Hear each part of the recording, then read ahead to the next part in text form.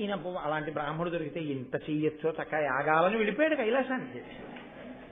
వెళ్ళిపోయి శివదర్శనం అవద్దు 12 ఏళ్ళు తపస్సు చేశాడు ఆయన కోసం. 12 ఏళ్ళు తపస్సు చేస్తే పరమేశ్వరుడు ప్రత్యక్షం అయ్యాడు. ఏం కావాలన్నాడు. నేను చావకుండా ఉండాలన్నవాడు ఉన్నాడు, లోకంలో ఏమైనా వరాలు అడిగిన వాడు ఉన్నాడు. ఈయనేం అడిగాడో తెలుసా అండి?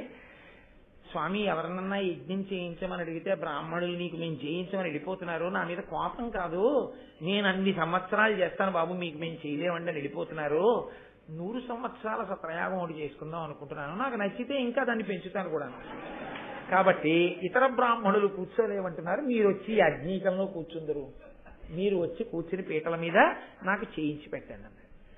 అంటే పరమేశ్వరుడు అన్నాడు, ఇదేమిట్రా, నేను నీకు యాజ్ఞీకం చేసి యజ్ఞం చేయించిన యజ్ఞఫలప్రదాతని పరబ్రహ్మాన్ని నేనే మంత్రం చదవడం ఏమిటి? పైగా పరమశివుడు అసలు నిజానికి మంత్రం చదవలేడేమో అని నాకు అనుమానం. అదేమిటండి అలా అన్నారు అంటారేమో. నాకేం పరమశివుడు యొక్క సర్వజ్ఞతని ప్రశ్నించేంత ధూర్తుణ్ణి నేను కాను. శివుడంటే ఎవరో తెలుసా అండి? తనలో తాను రమిస్తూ మౌనంగా ఉండేవాడు. ఆయన బహిర్ముఖుడు అవడసలు. కాబట్టి ఆయన 100 ఏళ్ళు మంత్రాలు చదివితే అక్కడ కూర్చుంటాడు, ఆయన తనలో తాను రమిస్తాడు. ఆయన ఏదో మంత్రం చెప్పి ఆహాహాహా తనలో తను రమిస్తూ ఉండిపోయాడు అనుకోండి, నా అభిషట్టుకుని చంద్రశేఖర భారతీ స్వామి గారి అభిషేకంలో అలా ఉండిపోవాలి. అందుకని నేను బాగుండదు లేవా అలా కూర్చోవడానికి. కానీ నీకు నేను ఒక మాట చెప్తాను, చెయ్యి. ఋత్విజుడు అంటారు. ఋత్విజుడు అంటే కూర్చునేటటువంటి వ్యక్తి, కూర్చుని ఆ యజ్ఞం చేయిస్తాడు.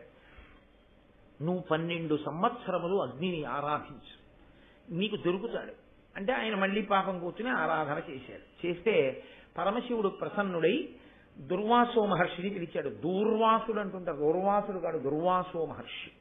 దుర్వాసో మహర్షిని పిలిచి పరమశివాంశ, ఆయన కూడా రుద్రతేజస్సు, ఆయన అన్నాడు, ఇతను 100 ఏళ్ళు సత్రయాగం చేస్తాట, నువ్వు ఋత్విజుడిగా కూర్చుందువు అన్నాడు. ఆయన ఋత్విజుడిగా కూర్చుంటే ఎవడు చేయాలి. ఎందుకో తెలుసా అండి? స్వాహా అనేటప్పటికీ నెయ్యి లేదనుకోండి, లేచి చెంబులో నీళ్లు మీ మీద వంపి శపించి వెళ్ళిపోతాడు. ఆయన్ని సేవించినందుకే కుంతీదేవికి వరం ఇస్తే భారతం అంతా నడిచింది, కర్ణుడు పుట్టి. కాబట్టి ఆయన ప్రసన్నుడైనా అలాగే ఉంటుంది, అప్రసన్నుడైనా అలాగే ఉంటుంది.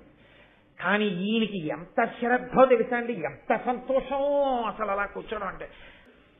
దుర్వాసో మహర్షి కూర్చుని చేయిస్తానంటే పరమ సంతోషం అని కూర్చుని చేశాడండి. 100 ఏళ్ళు చేశాడు.